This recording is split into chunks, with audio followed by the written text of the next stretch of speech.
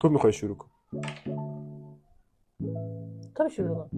مردا کارت مردا. ای بابا. 4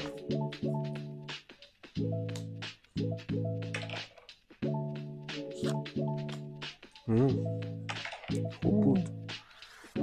پسر یه 6 به من بده. 6 خواست متاسفانه. واسه 6 تو هم 6 اومد در بردار باید بردار. ساکت شد. عاقبت تقلب کار همین میشه. مبینا خانم تقلب کارا همیشه برنده. خوب امید داری.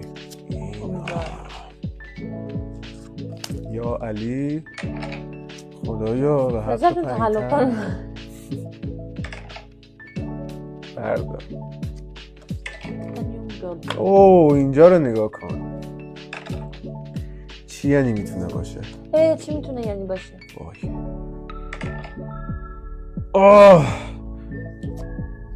خدا برای من بیا. یکی تو بردار. 5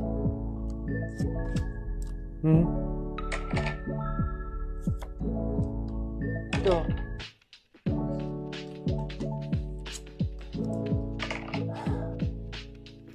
نه که برای من بیاد برای تو میاد. دقیقا برای منم همین شکلیه. نگاه کن آخه دوستان آخواتون بلند نکن. بالاخره اونگه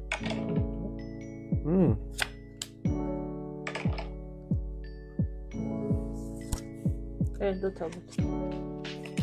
این مال منه. بگیره. این مال منه. من برنده شدم مبینا خانم. دیگه